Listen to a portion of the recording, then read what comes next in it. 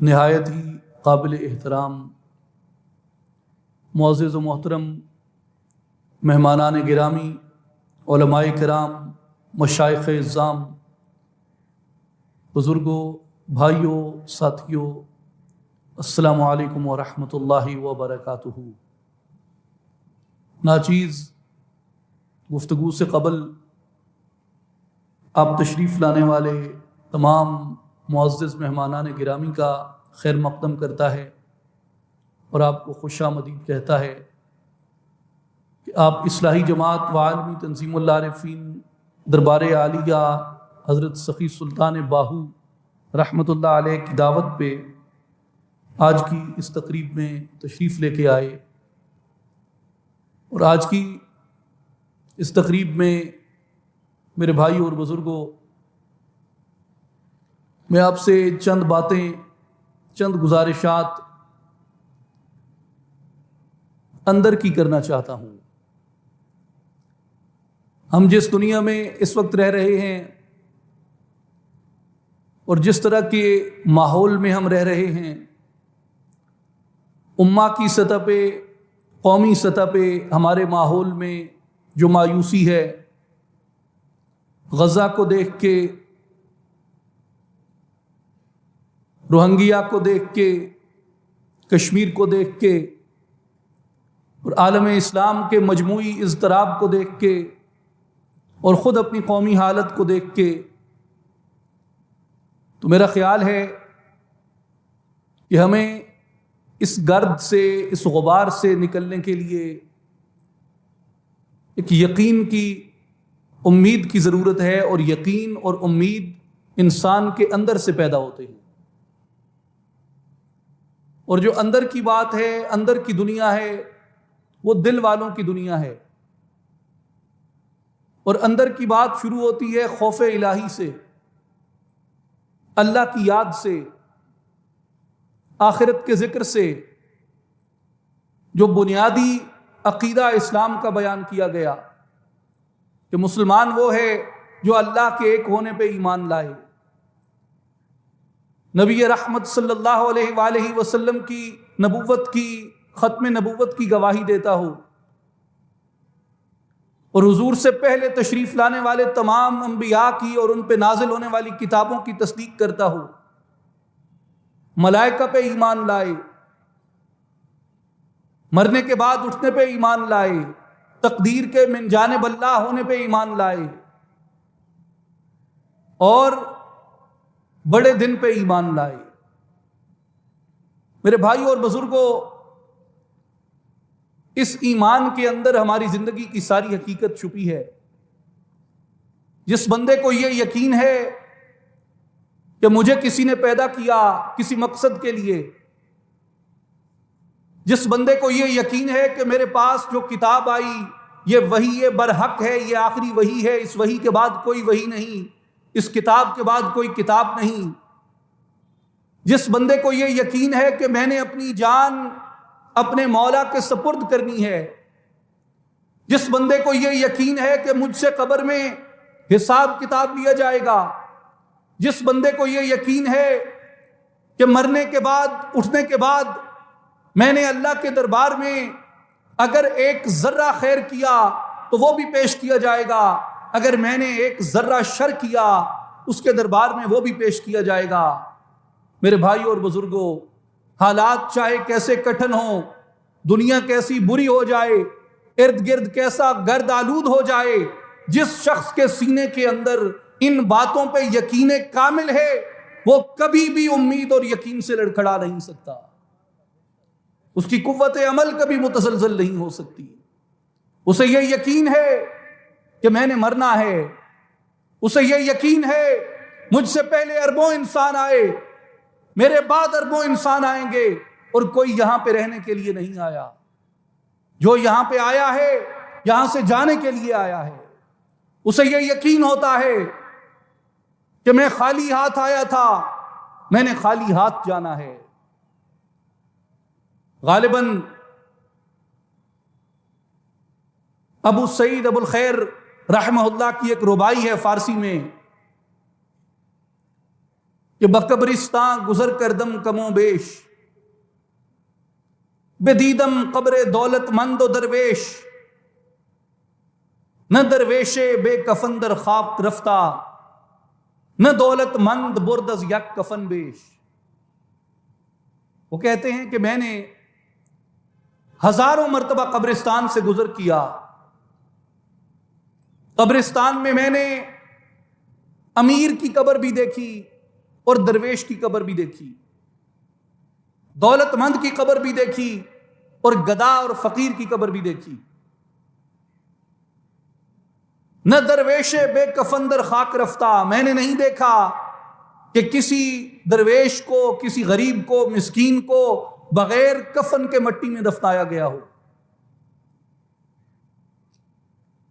نہ دولت مند بردز یک کفن بیش، اور نہ ہی میں نے یہ دیکھا کہ دولت مند ایک کفن سے زیادہ اپنے ساتھ کچھ لے کے گیا۔ جو فقیر لے کے گیا وہی دولت مند لے کے گیا۔ میرے بھائیوں اور بزرگوں، یہ دنیا رہنے کا، ٹھہرنے کا مقام نہیں ہے۔ یہ دنیا قیام کی، سکونت کی جگہ نہیں ہے۔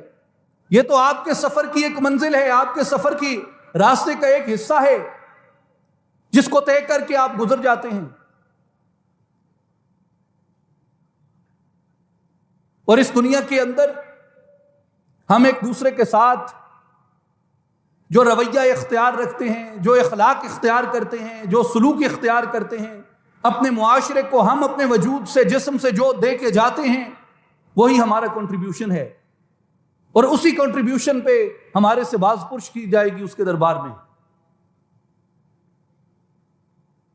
حضرت بہلول دانا جو بغداد کے بڑے مشہور داناؤں میں گزرے، درویشوں میں گزرے، بہلول دانا اکثر بازار کے قدیم قبرستان میں جا کے بیٹھتے تھے،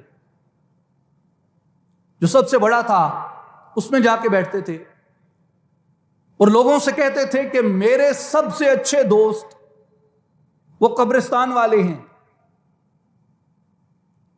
لوگوں نے کہا کہ بہلول یہ کیسی بات ہے، قبرستان والوں سے تیری دوستی کیوں ہے؟ ان میں تو نے کیا اچھائی دیکھی کہ ان سے دوستی کر لی؟ تو بہلول دانا نے کہا اس کی وجہ یہ ہے کہ جب میں ان کے پاس آ کے بیٹھتا ہوں تو یہ میرے سامنے کسی کی غیبت نہیں کرتے، یہ میرے سامنے کسی کا گلہ نہیں کرتے، یہ میرے سامنے کسی پہ تہمت نہیں باندھتے، یہ میرے سامنے کسی پہ بہتان نہیں لگاتے، یہ میرے سامنے کسی پہ کیچڑ نہیں اچھالتے، اور جب میں یہاں سے چلا جاتا ہوں مجھے یہ یقین ہوتا ہے کہ میرے جانے کے بعد یہ میری بھی غیبت نہیں کریں گے۔ اس لیے مجھے قبرستان والے پسند ہیں۔ تو بزرگان دین نے یہ واقعہ لکھ کے فرمایا کہ لوگوں، اگر یہ چاہتے ہو اللہ کی زمین پہ بہلول جیسے بہترین لوگ تم سے محبت کریں، اگر یہ چاہتے ہو کہ بہلول جیسے دانا لوگ تم سے محبت کریں، اگر یہ چاہتے ہو کہ بہلول جیسے فقراء، درویش، اللہ کے بندے تم سے محبت کریں، اگر یہ چاہتے ہو کہ ہارون الرشید کی آنکھوں میں آنکھیں ڈال کے بات کرنے والے بہلول جیسے بے نیاز لوگ وجیہاً فی الدنیا والآخرہ ومن المقربین، ملائکہ نے حضرت مریم سلام اللہ علیہ کو آ کے کہا کہ بے شک اللہ تمہیں ایک کلمہ حق کی مبارک عطا کرتا ہے، بشارت دیتا ہے، جس کا نام مسیح ابن مریم ہوگا، اور اللہ نے اسے جلالت اور منزلت عطا کی، اس دنیا کے اندر بھی اور آخرت کے اندر بھی۔ اور اللہ تبارک و تعالی حضرت عیسیٰ علیہ السلام کے انجام کو کس طریقے سے بیان کرتا ہے، وَمَا اقْتُلُوهُ وَمَا صَلَبُوهُ وَلَكِنْ شُبِّهَ لَهُمْ، وہ عیسیٰ کو قتل نہ کر سکے اور وہ عیسیٰ کو مصلوب بھی نہ کر سکے، سولی پہ بھی نہ چڑھا سکے، بلکہ ہم نے عیسیٰ کی تشبیہ ان کے سامنے پیش کر دی اور عیسیٰ کو زندہ آسمانوں پر اٹھا لیا۔ میرے بھائیوں، حضرت عیسیٰ علیہ السلام کی ولادت اور استقبال پہ لوگوں کا رویہ، اور حضرت عیسیٰ علیہ السلام کی ولادت اور استقبال پہ اللہ تبارک و تعالیٰ کی طرف سے عطا، اور اس دنیا سے حضرت عیسیٰ علیہ السلام کا رخصت ہونے پہ دنیا کا ان کو رخصت کرنا، اور حضرت عیسیٰ علیہ السلام کے اس دنیا سے یہ جو عارضی رخصتی ہے جو انہیں زندہ آسمانوں پہ اٹھایا گیا، اس کے بارے میں قرآن مجید کیسے بیان کرتا ہے؟ یہ چیز ڈیفائن کر دیتی ہے اس بات کو کہ آپ نے اگر دنیا میں رہنا ہے تو کس کے ہو کے رہیں؟ ان کے جو آپ پہ تہمتیں لگائیں گے، جو آپ پہ الزام لگائیں گے، جو آپ کی ناقدری کریں گے، جو آپ کو گالیاں بکیں گے، جو آپ کا گریبان پکڑیں گے، جو آپ کا احترام ترک کریں گے، جو آپ پہ انگلیاں اٹھائیں گے، جو آپ پہ حرف اٹھائیں گے، جو آپ کے الزامات پہ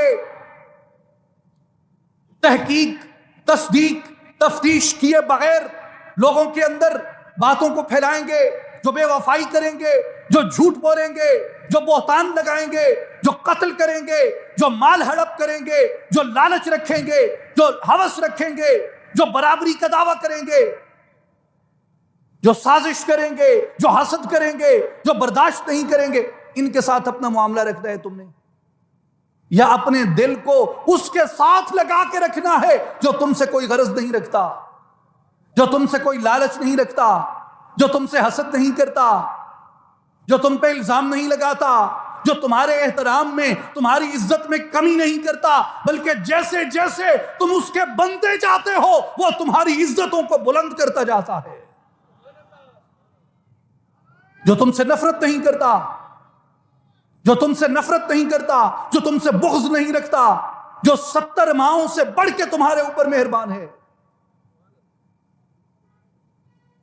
جس نے تمہیں زندگی دی، جس نے تمہیں سانسیں دی، جس نے تمہیں نعمتیں دی، جس نے تمہیں رحمتیں دی، جس نے تمہیں برکتیں دی، جس نے تمہیں انعامات دیے، جس نے تمہیں دنیا دی، جس نے تمہیں آزادی دیے، جس نے تمہیں عقل دی، جس نے تمہیں شعور دیا، یہ سب کچھ تمہارے مانگے بغیر وہ تمہیں عطا کرتا ہے۔ طے کر لو اس دنیا میں کس کے ہو کے رہنا ہے، اس بے وفا دنیا کا ہو کے رہنا ہے یا اس محبت کرنے والے مالک کا ہو کے رہنا ہے۔ میرے بھائیو اور بزرگوں، ایک مثال ناچیز نے اس کی عرض کی جو بہلول دانا نے کہا کہ دنیا کی محفلوں میں کیا ہے، ان کی محفل سے گورستان والوں کی محفل بہتر ہے کہ کم از کم تمہارے بیٹھے کسی کا گلہ نہیں ہوتا اور تمہارے اٹھ جانے پہ تمہارا گلہ نہیں ہوتا۔ میرے بھائیو، اس لیے انسان کو ایک اندر کی روشنی چاہیے ہوتی ہے، اندر کا نور چاہیے ہوتا ہے، اندر کی سلامتی چاہیے ہوتی ہے، جس کے ساتھ وہ اپنا رابطہ اس دنیا کے اندر رہتے ہوئے اس مالک کے ساتھ استوار کر سکے۔ وہ جیسے علامہ اقبال رحمۃ اللہ علیہ نے کہا ہے نا کہ مانند سحر صحن گلستان میں قدم رکھ، مانند سحر صحن گلستان میں قدم رکھ، آئے تہ پا گوہر شبنم تو نہ ٹوٹے، ہو کوہ بیاباں سے ہم آغوش ولیکن ہاتھوں سے تیرے دامن افلاک نہ چھوٹے۔ صنوبر باغ میں آزاد بھی ہے پا بگل بھی ہے، انہی آزادیوں سے، انہی پابندیوں سے حاصل آزادی کو تو کر لے۔ اس دنیا میں رہتے ہوئے اس عالم بالا سے کس طرح تم اپنا تعلق استوار رکھ سکتے ہو، یہ راستہ ڈھونڈو۔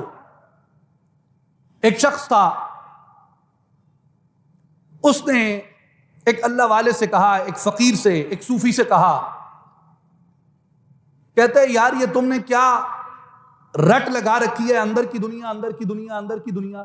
کیا اندر کی دنیا ہوتی ہے کہ جی دل پاک کرو، دل صاف کرو، روح بیدار کرو، نفس کا محاسبہ کرو، یہ کیا تم نے جک جک لگا رکھی ہے؟ اس نے کہا بھائی میں نے علم پڑھا ہے، میں نمازیں پڑھتا ہوں، میرے لیے یہ کافی ہے، میں کلمہ پڑھتا ہوں، میرے لیے یہ کافی ہے، یہ اندر کی دنیا کیا ہوتی ہے، اندر کی باتیں کیا ہوتی ہیں، دل کیا ہوتا ہے، نفس کیا ہوتا ہے۔ اس درویش نے خاموشی اختیار کر لی اور اس نے کہا ایک وقت آئے گا میں تمہیں یہ بات سمجھا دوں گا، مگر ابھی یہ اس بات کو سمجھنے کا وقت نہیں ہے، میں سمجھاؤں بھی تو تیری سمجھ میں نہیں آئے گی۔ ٹھیک ہے، چپ ہو گئی۔ وہ جس شخص نے یہ سوال کیا تھا وہ پیشے کے لحاظ سے تاجر تھا، اور جیسے آپ کو معلوم ہے پرانے زمانوں میں لوگ اپنا سامان تجارت لے کے کئی مہینوں کے لیے تجارت پہ چلے جاتے تھے۔ اس شخص نے اپنا سامان تجارت باندھا اور ایک انجینئر کو بلایا، اور اس انجینئر کو اس نے کافی بڑی رقم دی اور کہا کہ بھیا میں اتنے مہینے کے لیے جا رہا ہوں تجارت کا سامان لے کے، یہاں پہ میرا ایک مکان تعمیر کروا دینا، اور یہ اس کے لیے رقم ہے تمہارے پاس۔ وہ شخص روانہ ہو گیا، سال گزرا، 2 سال گزرے، وہ اپنی دنیا سے گھومتا پھرتا اپنی تجارت کا سامان بیچ کے واپس آیا۔ اس نے گھر دیکھا کہ تو بہت عالی شان گھر بنا ہوا، بڑی خوبصورت اس کی دیواریں، منقش در و دیوار، سرسبز باغیچے، اور اس کے فرشوں پہ بچھے ہوئے غالیچے، اور سنگ مرمر لگا ہوا، اور بنفشی، سرخ، ہرے، نیلے، پیلے بیل بوٹوں سے ان کی دیواریں مزین، بڑے قیمتی شمعدان لگے ہوئے،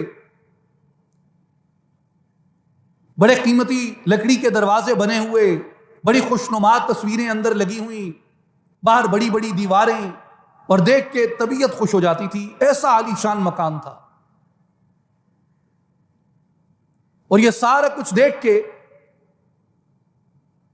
اسے انجینئر پہ بڑا سخت غصہ آیا، اور اس نے کہا کہ تو نے اتنی خطیر رقم خرچ کر کے مکان کو تباہ کر دیا، میری دولت کو تباہ کر دیا۔ اس نے کہا کیا ہوا؟ اس نے کہا اتنا بڑا مکان بنایا، عالی شان دیواریں بنائیں، عالی شان چھتیں بنائیں، عالی شان پردے لگائے، عالی شان غالیچے بچھائے، عالی شان فرنیچر رکھا، عالی شان اس کے چمن بنایا، اس کے باغیچے بنائے، یہ سارا کچھ کر کے بھی تم نے اس مکان میں کسی بھی جگہ پہ نہ روشن دان رکھا ہے، نہ کھڑکی رکھی ہے، نہ اس کے اندر ہوا آ سکتی ہے، نہ اس کے اندر روشنی آ سکتی ہے۔ تو پیچھے درویش کھڑا تھا جس سے اس نے سوال کیا تھا کہ میرے لیے تو ظاہر کافی ہے، میں اللہ اللہ کرتا ہوں، نماز پڑھتا ہوں، علم میں نے حاصل کر لیا ہے، پھر یہ اندر کی دنیا کیا ہوتی ہے؟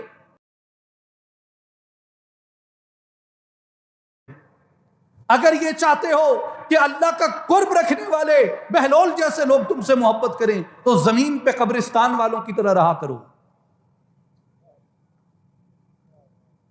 قبرستان والے کیسے رہتے ہیں زمین پہ؟ کہ جب کوئی آتا ہے اس کے سامنے کسی کی غیبت نہیں کرتے، اور جب کوئی چلا جاتا ہے اس کی پشت کے پیچھے کسی کے سامنے اس کی غیبت نہیں کرتے۔ میرے بھائی اور بزرگوں، یہ روش ہے درویشوں کی، یہ روش ہے فقیروں کی۔ ہم کہتے ہیں درویش کی محفل، درویش کی محفل کی نشانی کیا ہے؟ فقیر کی محفل کی نشانی کیا ہے؟ وہاں کسی پہ تہمت نہیں لگتی، کسی کی غیبت نہیں ہوتی، کسی پہ بہتان نہیں باندھا جاتا۔ جو آیا ہے اسے بھی بسم اللہ کہا جاتا ہے، جب وہ اٹھ کے چلا جاتا ہے اس کی پشت کے پیچھے کسی کو گلا کرنے کی، غیبت کرنے کی اجازت نہیں ہوتی۔ میرے بھائی اور بزرگوں، اپنا جوہر کسی قابل بنانا چاہیے، اس طرح نہیں رہنا چاہیے کہ ہمارے وقت کا بہلول ہماری صحبت کو ترک کر دے، اس طرح نہیں رہنا چاہیے کہ ہمارے وقت کا بہلول ہمارے قریب آنے سے گریز کرے اور ہم سے وہ قبرستان کو ترجیح دے۔ میرے بھائی اور بزرگوں، یہ صرف بہلول کی بات نہیں ہے کہ کوئی یہ کہے کہ ایک واقعہ اٹھا کے انہوں نے معاشرے کی اتنی بڑی ایک اساس پہ ایک ایسا واقعہ رکھ دیا کہ جو شاید ہوا بھی ہو یا نہ ہوا ہو. قرآن مجید میں دیکھیں، قرآن میں دیکھیں، دو رویے آپ کو ایک نبی اور اس کی ماں کے لیے ملتے ہیں. ایک رویہ جو زمین والوں کا تھا، جو لوگوں کا تھا، اور ایک رویہ جو اس نبی سے اور اس کی مبارک ماں سے اللہ کا تھا.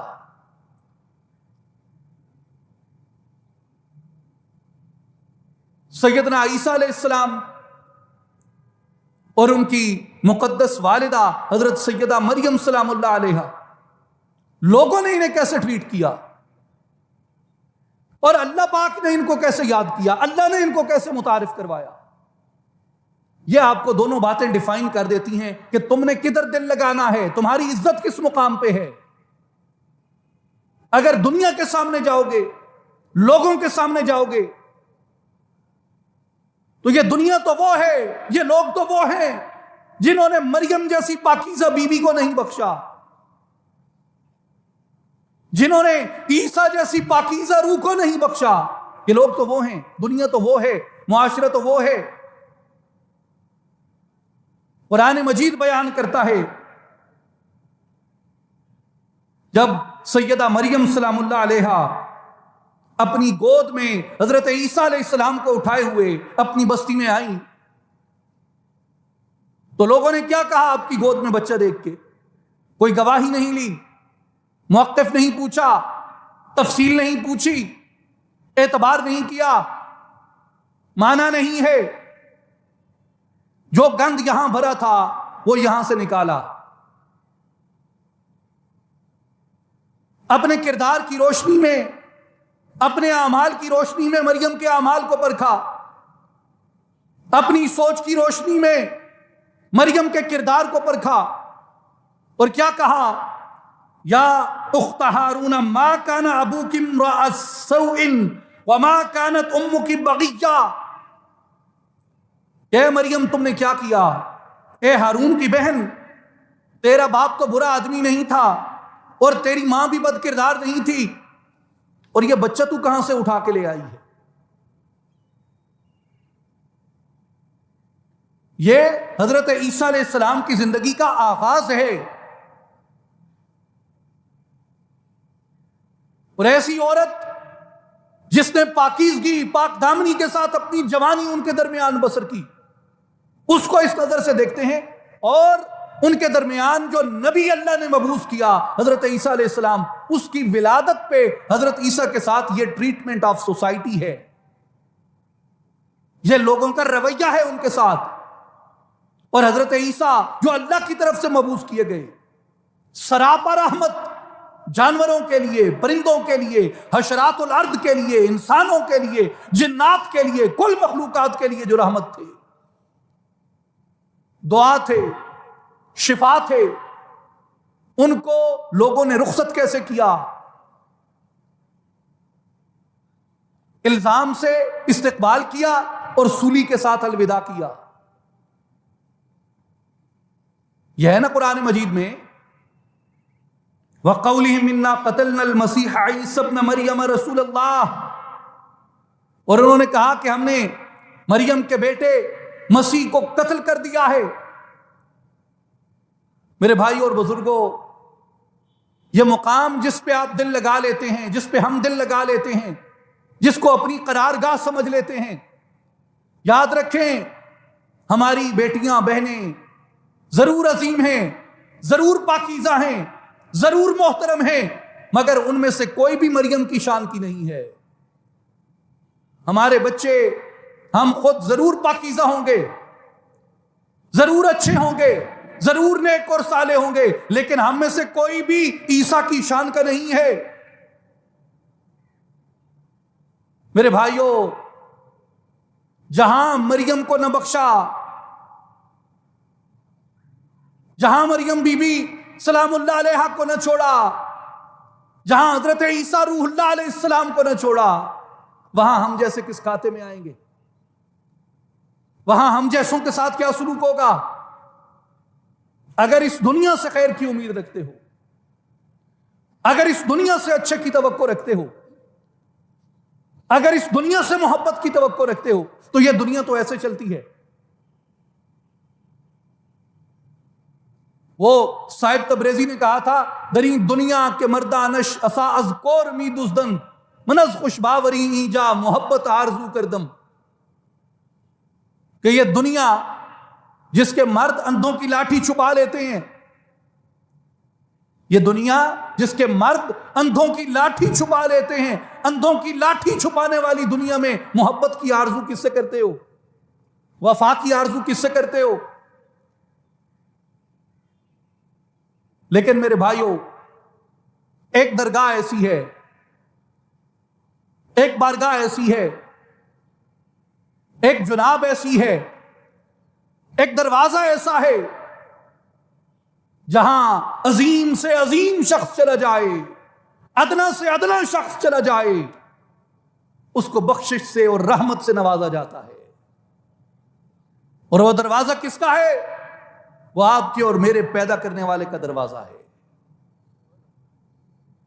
اللہ تعالیٰ نے حضرت عیسیٰ علیہ السلام کو جب بھیجا تو کس مبارک کے ساتھ بھیجا؟ کہ سلام ہو اس دن پہ جس دن عیسیٰ پیدا ہوئے، سلام اس دن پہ جس دن عیسیٰ وفات فرمائیں گے، سلام اس دن پہ جس دن عیسیٰ دوبارہ اٹھائے جائیں گے۔ قرآن کیسے نوازتا ہے ان کو؟ اذ قالت الملائکۃ یا مریم ان اللہ یبشرک بکلمۃ منہ اسمہ المسیح عیسی ابن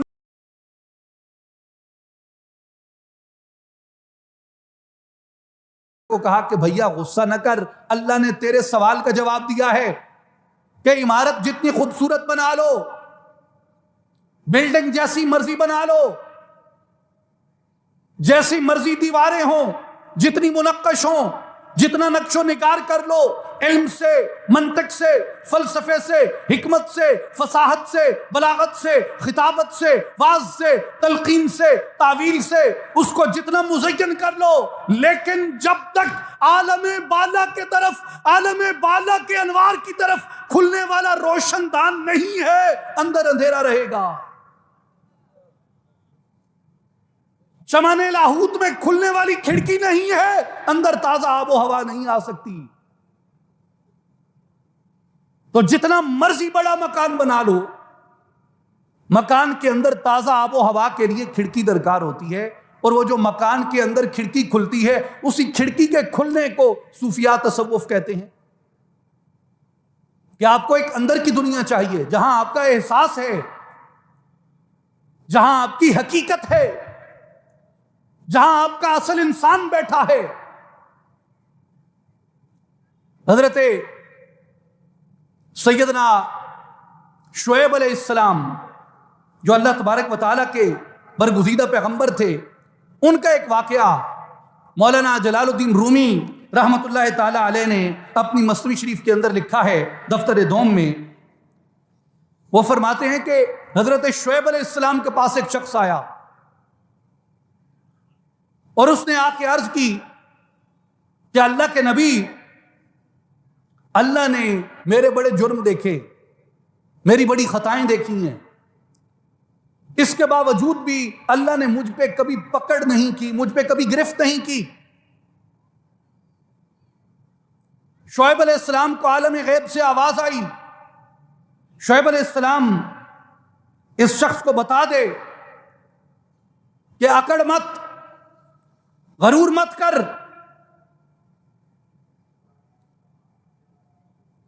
تیرے اوپر پکڑ ہوئی ہے مگر تجھے اپنی اس پکڑ کا، تیرے اوپر گرفت ہوئی ہے مگر تجھے اس گرفت کا احساس نہیں۔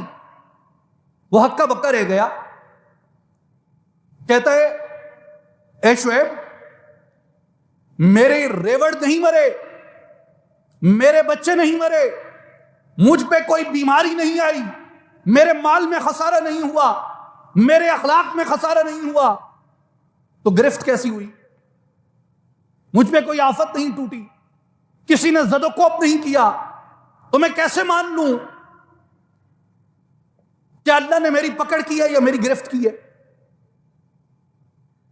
تو اس کا خیال تھا کہ گرفت کا یا پکڑ کا یہ مطلب ہوتا ہے کہ مال میں خسارہ آ جاتا ہے، پکڑ کا یا گرفت کا مطلب یہ ہوتا ہے کہ کوئی نقصان ہو جاتا ہے جان و مال کا، پکڑ یا گرفت یہ ہوتی ہے کہ صحت کم ہو جاتی ہے، پکڑ یا گرفت یہ ہوتی ہے کہ انسان کے بچوں پہ تکلیف آتی ہے، یہ اس کا گمان تھا۔ مگر اللہ نے حضرت شعیب علیہ السلام کو وحی کی، میرے شعیب اسے بتا دے کہ تیرے اوپر اللہ کی طرف سے گرفت ہے جس کا تجھے احساس نہیں ہے۔ اس نے کہا وہ گرفت کیا ہے، اس کی نشانی کیا ہے؟ تو مولانا روم فرماتے ہیں کہ اللہ تعالیٰ نے جو جواب دیا وحی کے اندر حضرت شعیب علیہ السلام کو، فرمایا کہ اسے بتا دو یک نشان آنکھ می گیرم ورا آنکھ طاعت دارد سومو دعا، اس پہ گرفت یہ ہے کہ مجھے پتا ہے یہ نماز پڑھتا ہے، یہ روزہ رکھتا ہے، یہ دعائیں کرتا ہے، بس نمازو از زکاتو غیر لیک یک ذرہ ندارت ذوق جاں۔ داؤد اسے شعیب علیہ السلام اسے بتا دو کہ تم نمازیں پڑھتے ہو، تم روزے رکھتے ہو، تم دعائیں مانگتے ہو، تم یہ ساری عبادات کرتے ہو، مگر تیرے دل کو ہم نے لذت سجدہ سے محروم کر رکھا ہے۔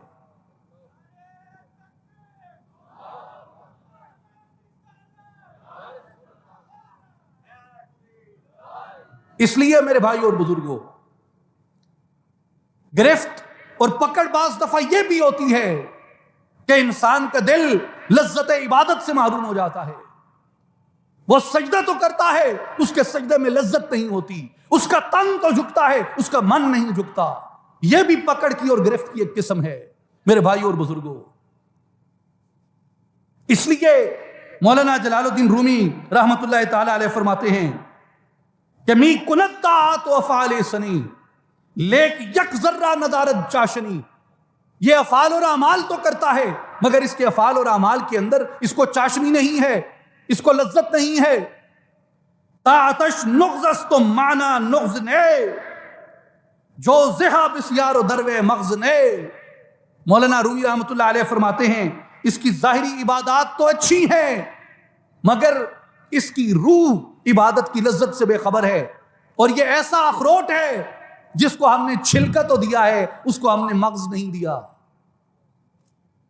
یہ ایسا اخروٹ ہے جو ذہاب سیار، اخروٹ تو بڑا خوبصورت ہے، مغز نے اس کے اندر مغز نہیں ہے، تو فقط جسم اگر خوشنما ہے تو اس کی مثال اخروٹ کے چھلکے کی سی ہے۔ تو کیا اخروٹ آپ جب خریدتے ہیں تو وہ اخروٹ آپ چھلکے کے لیے خریدتے ہیں یا مغز کے لیے خریدتے ہیں؟ یعنی ایک شخص آپ کو کہے کہ بھائی فلاں دکان پہ 1000 روپے 2000 روپے کا کلو بک رہا ہے اخروٹ، میں آپ کو 300 میں دیتا ہوں، مگر فرق صرف یہ ہے کہ میرے اخروٹ کا صرف چھلکا ہے، اس میں مغز نہیں ہے، تو بھلے آپ کو سستا ملے کیا آپ خریدیں گے؟ اس لیے کہ اخروٹ کو چھلکے کے لیے کون خریدتا ہے؟ چھلکے کو تو آپ لیتے ہیں کہ اس کے اندر سے مغز برآمد ہوگا، اصل مقصد تو مغز تک پہنچنا ہے، تم باہر تک اٹک گئے۔ اصل حقیقت تو انسان کے اندر ہے، اس تک کوئی جاتا نہیں، اس کی کوئی پرکھ نہیں کرتا، اس کی طرف کوئی سفر نہیں کرتا، اس کی طرف کوئی راغب نہیں ہوتا، کیونکہ کوئی رغبت دلاتا نہیں ہے۔ ہر چیز کا انحصار اس گوشت پوست کے ڈھانچے پہ ہے اور اس کے اندر کوئی اترتا نہیں ہے، اندر کوئی جھانکتا نہیں ہے۔ اے تن رب سچیدہ حجرا وچ پا فقیرہ جاتی ہوں، نہ کر منت خواج خدردی تیرے اندر آب حیاتی ہوں، شوق دا ڈیوا بال اندھیرے متن لبی یار کھڑاتی ہوں، جو مرن تھی اگے مر گئے یا حضرت باہو تینا حق دی رمز پچھاتی ہوں۔ دنیا تو اندر سے ملتی ہے، جہان تو اندر سے ملتا ہے، لذت اندر سے ملتی ہے، مغز اندر سے ملتا ہے، یہ باہر تو چھلکا ہے۔ چھلکے کو پینٹ کرتے رہو، 10 بار کر لو، 20 بار کر لو، چھلکے کا چھلکا ہی رہتا ہے۔ میرے پیر، پیروں کے پیر، غوث اعظم دستگیر، قطب ربانی شہباز لامکانی، نجیب الطرفین، کریم الابوین، سیدنا عبد القادر الجیلانی الحسنی الحسینی رضی اللہ تعالی عنہ، آپ منبر پہ خطبہ دے رہے تھے اور آپ نے فرمایا کہ لوگوں اپنے سینوں کے اندر نور کو تلاش کرو، اس کا نور سرمدی تمہارے سینوں کے اندر موجود ہے مگر تم اس طرف جھانکتے نہیں۔ ایک شخص کھڑا ہو گیا، آپ نے جب واز ختم کیا ایک شخص کھڑا ہو گیا، عرض کرتے حضور سوال ہے۔ فرمایا بتاؤ۔ حضور اگر وہ اندر ہے، وہ نور سرمدی اندر ہے تو نظر کیوں نہیں آتا؟ اگر اندر ہے تو دکھنا چاہیے، نظر آنا چاہیے، وہ نظر کیوں نہیں آتا؟ حضرت شیخ عبد القادر جیلانی پیران پیر رحمت اللہ تعالی علیہ نے فرمایا بیٹا گھر چیز سے نکالتے ہو؟ کہتے حضور دودھ سے، یہ جیسے کارن کا یا زیتون کا یا باقی گھی ہوتا ہے، ہم دیہاتوں والے لوگ جو ہیں دودھ سے گھی نکالتے ہیں۔ کہتے حضور دودھ سے گھی نکالتے ہیں۔ آپ نے فرمایا تو گھی دودھ سے نکلتا ہے، اس کا مطلب ہے کہ گھی دودھ کے اندر ہے؟ کہتا ہے جی حضور گھی دودھ کے اندر ہے۔ آپ جس جگہ واز کر رہے تھے نا، آپ کے سامنے دودھ کا پیالہ پڑا تھا، آپ نے دودھ کا پیالہ اٹھایا اور دودھ کا پیالہ اٹھا کے آپ نے فرمایا بیٹا یہ دودھ ہے سامنے، اس میں سے گھی نکال کے دکھاؤ کدھر ہے، گھی دکھاؤ اس میں کدھر ہے۔ کہتے ہیں حضور ایسے تو نظر نہیں آتا، اس گھی کو دیکھنے کے لیے اس دودھ کو ایک پروسیس سے گزرنا پڑتا ہے۔ آپ نے فرمایا یہی سوال، یہی جواب ہے تیرے سوال کا، کہ جس طرح دودھ سے گھی دیکھنے کے لیے دودھ کو ایک مرحلے سے گزرنا پڑتا ہے، اسے پہلے لسی میں ڈلتا ہے، اس سے دہی میں ڈلتا ہے، اس سے مکھن نکلتا ہے، اسے پھر آگ پہ رکھتے ہیں، پھر خام الگ ہو جاتا ہے، خالص گھی الگ ہو جاتا ہے۔ اسی طرح انسان کے وجود کے اندر وہ نور ہے، لیکن پہلے اسے طلب کی جاگ لگائی جاتی ہے، طلب کی جاگ لگانے کے بعد اس کے اندر محبت کا دہی جمتا ہے، پھر اس سے معرفت کا مکھن نکلتا ہے، پھر اسے عشق کی بھٹی پہ، عشق کی آگ پہ چڑھایا جاتا ہے، پھر جا کر وہ انوار اس سے برآمد ہوتے ہیں۔ میرے بھائیوں، عشق کی آگ پہ رکھے بغیر دودھ سے گھی نہ نکلتا تھا۔ آپ نے کہا کہ لوگوں عشق کی آگ کے بغیر اس وجود سے ان انوار تک تم کیسے رسائی حاصل کر سکتے ہو؟ میرے بھائیوں غور کیجئے، ہم حیران ہوتے ہیں کہ یہ مٹی ہے، یہ نطفے سے نکلا ہے، اس کے اندر نور کیسے ہو سکتا ہے؟ یہ آپ جدھر بیٹھے ہیں آپ کے پاؤں میں زمین ہے، مٹی ہے، اس کی کھدائی شروع کریں، 50 میٹر، 60 میٹر، 100 میٹر تک جائیں، 200 میٹر تک جائیں، یہ زمین پانی پہ قائم ہے۔ اس زمین کی مٹی کی تہوں کے اندر سے صاف اور شفاف پانی نکلتا ہے، نکلتا ہے نا؟ تو کبھی حیرت کی کہ پانی کی زمین کی تہوں میں مٹی ہے، مٹی ہے، مٹی کے اندر سے شفاف پانی کیسے نکل آیا؟ اولیاء فرماتے ہیں کہ لوگوں اگر کنواں کھود کے اپنے لیے پانی برآمد کرتے ہو کہ ہمیں یہ غذا چاہیے، ہمیں یہ خوراک چاہیے، ہمیں یہ صاف ستھری اجلی صحت بخش نعمت چاہیے، کہا جتنی محنت تم کنواں کھودنے پہ لگاتے ہو، خدا کے بندو اتنی ہی محنت اگر اپنے اس وجود کی مٹی پہ کر لو، اس کے اندر بھی اللہ نے اپنے انوار کا پانی بہا دیا ہے۔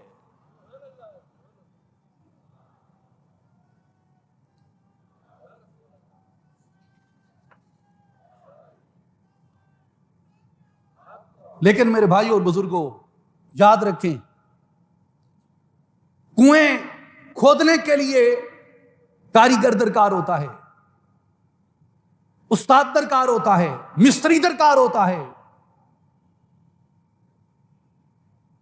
جب زمین کی مٹی کھودیں گے، زمین کی مٹی کھودنے کے لیے بھی ایک کاریگر درکار ہوتا ہے. اس کاریگر کو قرآن مجید میں بھی اور احادیث مبارکہ میں بھی مرشد کہا گیا. وہ مرشد ہوتا ہے جو یہ ہنر سکھاتا ہے، جو اس مٹی کے اندر سے وہ صاف شفاف پانی نکال کے دیتا ہے، جو اس دودھ سے وہ گھی برآمد کر کے دیتا ہے، جو اس مکان کے اندر وہ جو اس کاریگر نے بنایا تھا تاجر کا، اس مکان کے اندر وہ روشن دان نکالتا ہے، جہاں عالم لاہوت کے انوار آتے ہیں، جہاں چمن لاہوت کی ہوائیں آتی ہیں، وہ کھڑکی نکالتا ہے جسے حضرت سلطان باہو کہتے ہیں مرشد کامل ایسا ملیا جس دل دی تاکی لائی ہوں. مولانا رومی کہتے ہیں ہیچ چیزیں خود بخود چیزیں نہ شد، ہیچ خنجر خود بخود تیزیں نہ شد، مولوی ہرگز نہ شد مولائے روم تا غلام شمس تبریزیں نہ شد. کوئی چیز خود بخود پیدا نہیں ہو جاتی، کوئی خنجر خود بخود تیز نہیں ہو جاتا، خنجر تیز کرنے کے لیے کاریگر چاہیے. اور روم کا ملا مولائے روم نہیں بن جاتا جب تک کہ شمس تبریزی کے حلقہ ارادت میں نہ آ جائے. رومی کو رومی ہونے کے لیے شمس کی توجہ درکار ہوتی ہے. میرے بھائی اور بزرگوں، قرآن میں دیکھیں، قرآن میں دیکھیں کیا مادرزاد اندھوں کو آنکھوں پہ ہاتھ لگا کے شفا دی جا سکتی ہے؟ لیکن قرآن بتاتا ہے کہ مادرزاد اندھے تھے، پیدائشی اندھے تھے، ایک ہاتھ میں دست مسیح میں ہم نے شفا رکھ دی، وہ ان آنکھوں پہ لگتا تھا، وہ نابینا تھی، دیکھنے والی ہو جاتی. مٹی کی مورتیں، مٹی کی مورتیں چھوٹی چھوٹی، یہ آپ کے سامنے مٹی پڑی ہے، تھوڑی سی مٹی بنائیں، اٹھائیں، پرندے کی شکل دیں، اس پہ پھونک مار کے ہوا میں اڑائیں، کیا یہ پرندہ بن کے اڑے گی؟ کیوں بھائی؟ نہیں اڑے گی نا. کوئی برس کا مریض آ جائے، ڈاکٹر ناکام ہو گئے، میڈیکل ٹھیک نہ کر سکے اسے، اور کہے کوئی کہ ہاتھ لگانے سے یہ برس کا مرض ٹھیک ہو گیا، تو کیا ہاتھ لگانے سے برس کا مرض ٹھیک ہو سکتا ہے؟ ایک شخص جو مر گیا، جسے موت آ گئی، وہ اسے کہتا ہے قم باذن اللہ، اللہ کے حکم سے کھڑا ہو جا. تو کیا وہ کھڑا ہو جائے گا؟ آپ میں سے، ہم میں سے کوئی چلا جائے، ہزاروں سینکڑوں لوگ اس شہر میں روزانہ وفات فرماتے ہیں، جا کے کسی کی میت پہ چلے جائیے، بولیے بھائی ہم تو آپ سے احسان کرنے آئے ہیں، ذرا اپنی میت حوالے کیجئے، اور اس میت پہ جا کے کہیے قم باذن اللہ، کیا آپ کے کہنے پہ میت اٹھ کھڑی ہوگی؟ میرے بھائیوں، پرندوں کو، مٹی کی مورت کو پرندہ بن کے اڑنے کے لیے دست مسیح کی احتیاج ہوتی ہے. مادرزاد آنکھوں کو بینا ہونے کے لیے دست مسیح کی احتیاج ہوتی ہے. برس کے مریض کو شفا کے لیے دست مسیح کی احتیاج ہوتی ہے. میت کو قم باذن اللہ کے کلمے سے اٹھنے کے لیے دست مسیح کی احتیاج ہوتی ہے. اولیاء کہتے ہیں کہ لوگوں، اس دنیا کے اندر تمہارا جو جسم ہے یہ مٹی کی مورت ہوتا ہے، لیکن جب اسے کسی کامل کا ہاتھ نصیب ہو جاتا ہے یہ لاہوت کے فلک میں پرواز کرنے لگتا ہے.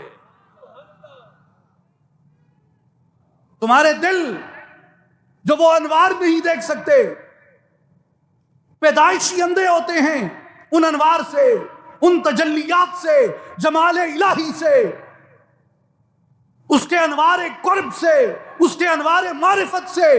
تمہارے دل حجاب کے اندر ہوتے ہیں، لیکن جب تم اپنے مسیح کے ہاتھوں میں جاتے ہو، مرشد کامل کے ہاتھوں میں جاتے ہو، وہ تمہارے دل پہ جب توجہ کرتا ہے، تمہاری وہ مادرزاد آنکھیں جو اندھی ہوتی ہیں وہ اس کے جمال کا مشاہدہ کرنے لگ جاتی ہیں۔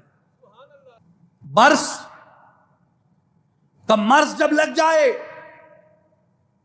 تو جسم پہ سفیدیوں کے نشان پڑ جاتے ہیں،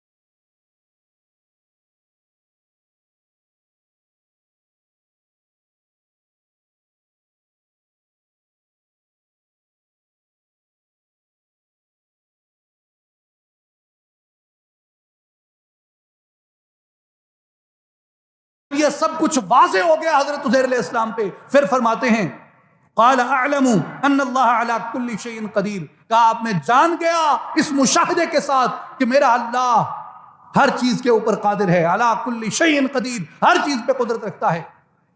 میرے بھائی اور بزرگوں غور کیجئے، عزیر علیہ السلام نے سوال کیا کہ یہ کیسے اٹھیں گے؟ اس کا جواب دیا گیا ایک عملی مشاہدے سے کہ اس عمل سے گزر کے دیکھو، جس نے تمہیں 100 سال مردہ رکھا، تمہارے جسم کو سلامت رکھا، تمہاری ہڈیوں کو سلامت رکھا، اس پانی کو سلامت رکھا، اس کھانے کو سلامت رکھا، گدھے پہ موت طاری کر دی، موت کے بعد پھر گدھے کو اس نے اٹھا کے کھڑا کر دیا۔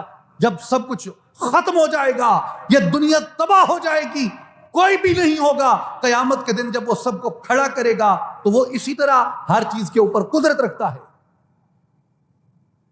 صوفیاء کرام فرماتے ہیں ایک تو اس مسئلے میں حیات بعد الموت کو سمجھایا گیا اس آیت مبارکہ میں، لیکن صوفیاء فرماتے ہیں کہ لوگوں غور کرو، پانی بچ گیا، خراب نہیں ہوا، سوکھا نہیں، کوئی اٹھا کے نہیں لے گیا، بدبودار نہیں ہوا، جبکہ گدھا گل سڑ گیا۔ دو چیزیں تھیں نا، پانی تھا ساتھ، پانی ٹھیک ہے، گدھا بھی ساتھ تھا، وہ گل سڑ گیا۔ تو اس کی کیا حکمت تھی کہ گدھا سڑ گیا، ختم ہو گیا، پانی بچ گیا؟ اولیاء اللہ فرماتے ہیں لوگوں اس کی وجہ یہ تھی کہ پانی کے اندر میں نہیں ہوتی، پانی کے اندر ضد نہیں ہوتی، پانی کے اندر حق کے سامنے اپنی مرضی نہیں ہوتی، جبکہ گدھے کے اندر اپنی مرضی تھی، گدھے کے اندر اپنی میں تھی۔ تو جس نے میں ختم کر دی وہ باقی رہا، جس نے میں کو ختم نہ کیا، اس کی تقدیر کے سامنے سر تسلیم خم نہ کیا، وہ اس گدھے کی طرح ہلاک ہو جاتا ہے۔ تو اگر چاہتے ہو کہ بقا کو پالو تو پانی کی فطرت کو اختیار کرو، گدھے کی فطرت کو ترک کر دو، تسلیم و رضا کے اصول پہ قائم ہو جاؤ، سرنڈر کر دو اپنے آپ کو، سبمٹ کر دو اپنے آپ کو۔ جب تک سرنڈر نہیں کرتے، سبمٹ نہیں کرتے، خودی کو، ایگو کو، انا کو، میں کو، تکبر کو، ضد کو، بغاوت کو ترک نہیں کرتے، تب تک وہ تمہارے اوپر مہربان نہیں ہوتا، تب تک وہ تمہیں بقا کی لذت سے سرفراز نہیں کرتا۔ امورٹیلٹی اگر چاہیے، بقا اگر چاہیے، اندر کی زندگی اگر چاہیے تو سبمٹ کرو اس کے سامنے، سرنڈر کرو اس کے سامنے، اس پانی کی طرح، تاکہ تم بچ سکو۔ دوسری بات اولیاء کاملین فرماتے ہیں کہ عزیر علیہ السلام کی مثال روح کی ہے۔ توجہ ہے اہل کراچی، عزیر علیہ السلام کی مثال روح کی ہے، اور گدھے کی مثال بدن کی ہے۔ توجہ سے سنیے گا، جیسے میں نے پہلے عرض کی کہ ہر طرف بہت مایوسی ہے،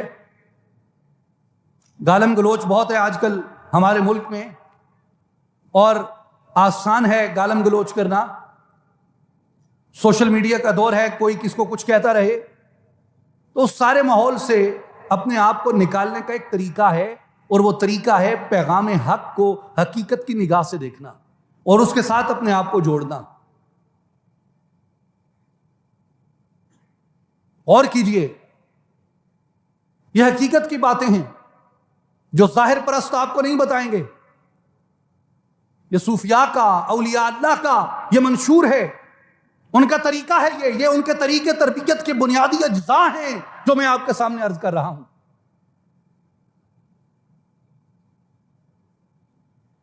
عزیر علیہ السلام کی مثال روح کی ہے،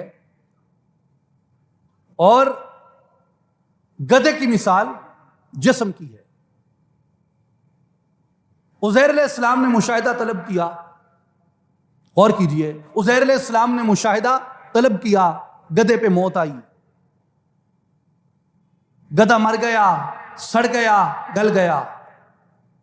پھر مشاہدے کی تکمیل اس میں تھی کہ وہ جسم گدھے کا پھر جوڑا گیا، ہڈیوں پہ گوشت چڑھایا گیا، اور اس کو پھر کھڑا کر دیا گیا. فلما تبین لہ، پھر سب کچھ ظاہر ہو گیا کہ وہ قادر ہے، جس نے اس کو مارا ہے وہ اس کو زندہ بھی کر سکتا ہے. جب روح مشاہدہ طلب کرتی ہے، عزیر روح ہیں، روح نے مشاہدہ طلب کیا، گدھے پہ موت آئی، جسم گدھا ہے. کہا جب روح مشاہدہ طلب کرتی ہے جسم کو ایک موت سے گزرنا پڑتا ہے. جسم کی موت کیا ہے؟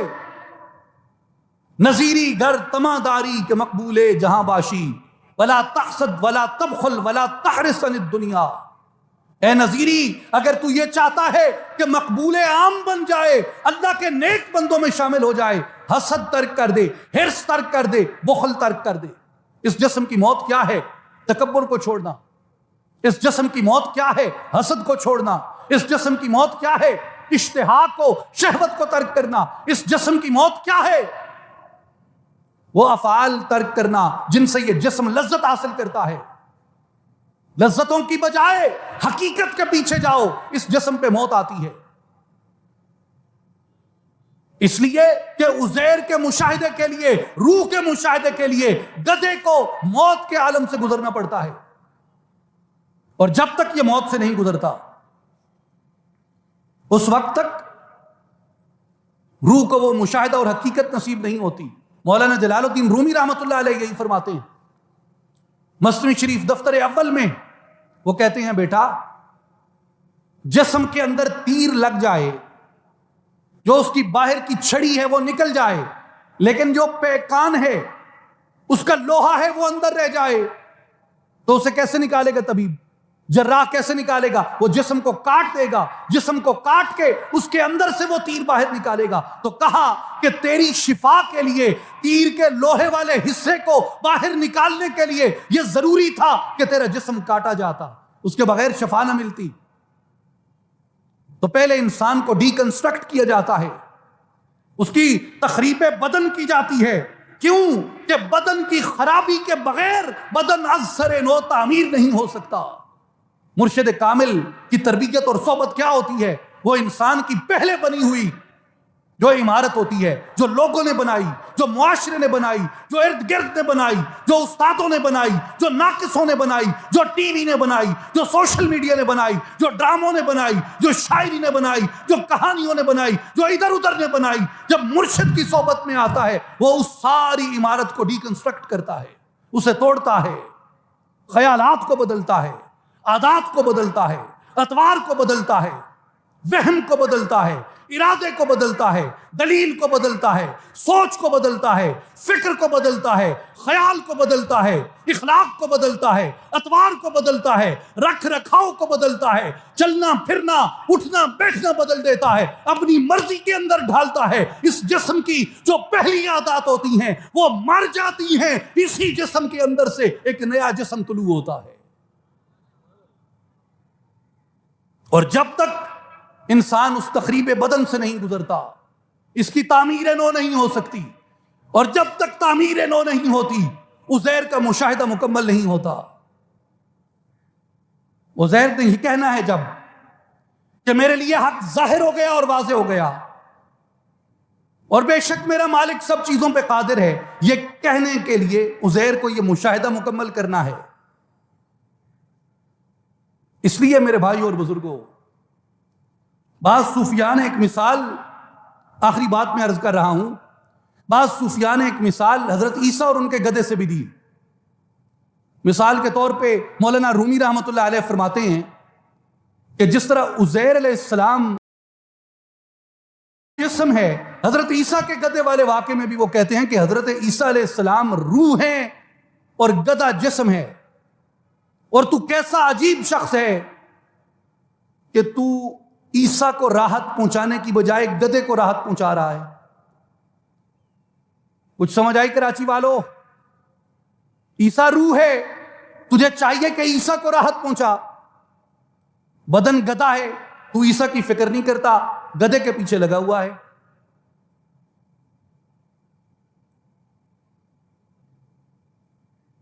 میرے بھائی اور بزرگوں، اس لیے صوفیاء کرام فرماتے ہیں کہ اپنی روح کی طرف توجہ کرو.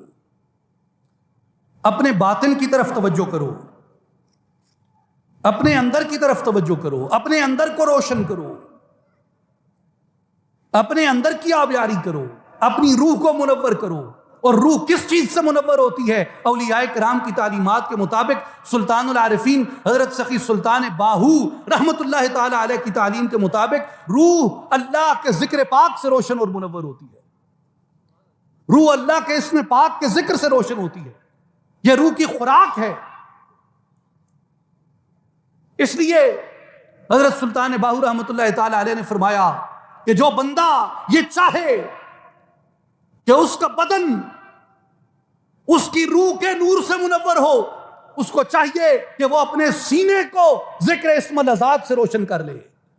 جو اسم ذات سے روشنی کر لیتا ہے، اس میں اللہ سے روشنی کر لیتا ہے، اس کا باطن منور ہو جاتا ہے، اس کی روح بیدار ہو جاتی ہے، اور وہ کون بن جاتا ہے؟ وہ عزیر کے نقش پا پہ چلنے والا بن جاتا ہے، وہ عیسیٰ کے نقش پا پہ چلنے والا بن جاتا ہے، اور وہ محض گدھے کا پیرو نہیں ہے کہ جسم گدھا ہے، وہ حقیقت کا پیرو ہے، وہ اپنی روح کے پیچھے چلتا ہے۔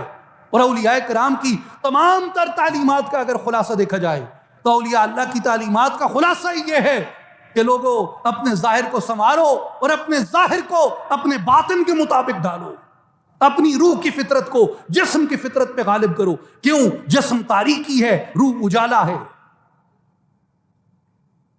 جسم کثیف ہے، روح لطیف ہے، جسم سفلی ہے، روح علوی ہے، جسم مادی ہے، روح روحانی ہے، جسم میں مٹی ہے، روح میں نور ہے، جسم دنیا کے قریب ہے، روح اللہ کے قریب ہے۔ اس لیے لوگوں آؤ اپنی روحوں کو بیدار کرو۔ اور روح کس سے بیدار ہوتی ہے؟ روح ذکر اسم اعظم سے بیدار ہوتی ہے، روح اللہ کے ذکر سے بیدار ہوتی ہے۔ اصلاحی جماعت کی کیا دعوت ہے؟ عالمی تنظیم العارفین کی کیا دعوت ہے؟ تمام اولیاء کی، صالحین کی کیا دعوت ہے؟ بالخصوص حضرت سخی سلطان باہو رحمت اللہ علیہ کی، غوث اعظم سیدنا شیخ عبد القادر جیلانی رضی اللہ تعالیٰ عنہ کی کیا دعوت ہے؟ ان کی دعوت ہے اللہ کا ذکر۔ کیوں؟ کہ یہ آپ کی روح کو بیدار کرتا ہے، یہ آپ کی روح کو کنیکٹ کرتا ہے، اور اس کے اختیار کرنے سے تمہارا جسم ڈی کنسٹرکٹ ہوتا ہے، بری عادتیں ختم ہوتی ہیں، اور ان کی جگہ تمہارے اندر اخلاق مصطفی لے لیتا ہے، سرنڈر پیدا ہو جاتا ہے، اس پانی کی خصلت پیدا ہو جاتی ہے جو محفوظ رہا اس لیے کہ اس میں ضد نہیں تھی، اور جو گدھے کی خصلت ہے تکبر اور ضد، وہ اندر سے ختم ہو جاتی ہے۔ اور اس کا طریقہ کیا ہے؟ اس کا طریقہ ہے اللہ کا ذکر کرنا کثرت کے ساتھ۔ میرے بھائیو اور بزرگوں، اس ساری گفتگو کا جو لب لباب ہے، بہلول دانا سے بات شروع ہوئی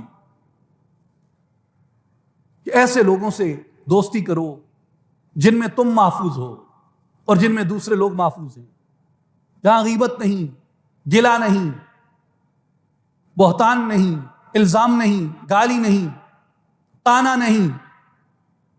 میرے بھائیو اور بزرگوں، وہ بہلول کی مجلس ہے، وہ روحانیوں کی مجلس ہے، اور وہ اخلاق کیسے اندر آتا ہے؟ وہ اخلاق اندر آتا ہے جب انسان کثرت کے ساتھ اللہ کا ذکر کرتا ہے، کثرت کے ساتھ اللہ پاک کو یاد کرتا ہے، کثرت کے ساتھ اپنے سینے کو اس ریگ مال کے ساتھ مجلا کرتا رہتا ہے۔ پرانے لوگ تھے نا، وہ آئینے کیسے بناتے تھے؟ فیکٹریاں تو تھی نہیں، تو وہ پتھر لیتے تھے اور ایک پتھر کو دوسرے پتھر سے رگڑتے رہتے تھے، اتنا رگڑتے تھے کہ وہ پتھر مجلا ہو جاتا تھا، یہاں تک کہ اس میں اپنی شکل نظر آنے لگتی۔ صوفیاء فرماتے ہیں کہ آئینہ ساز سے ہی سیکھ لو کہ پتھر رگڑتے رہو گے، رگڑتے رہو گے، رگڑتے رہو گے، اگر پتھر کے اندر سے آئینہ برآمد ہو سکتا ہے، جسم کے اندر سے اللہ کا نور برآمد ہو جاتا ہے۔ اس لیے کہا قلب المومن مرۃ الرحمن، مومن کا دل اللہ کا شیشہ ہے، اس کو اللہ کے ذکر سے رگڑتے رہو گے، اس دل سے اس کے انوار بیدار ہو جائیں گے، اس دل کے اندر اس کے انوار روشن ہو جائیں گے۔ جب اس کے انوار روشن ہو جاتے ہیں، اخلاق ان کے مطابق ڈھل جاتا ہے، عمل ان کے مطابق ڈھل جاتا ہے، کردار اس کے مطابق ڈھل جاتا ہے۔ اللہ تعالی ہم سب کو عمل کی توفیق عطا فرمائے۔ ان اللہ و ملائکتہ یصلون علی النبی یا ایھا الذین آمنوا صلوا علیہ وسلموا تسلیما اللہم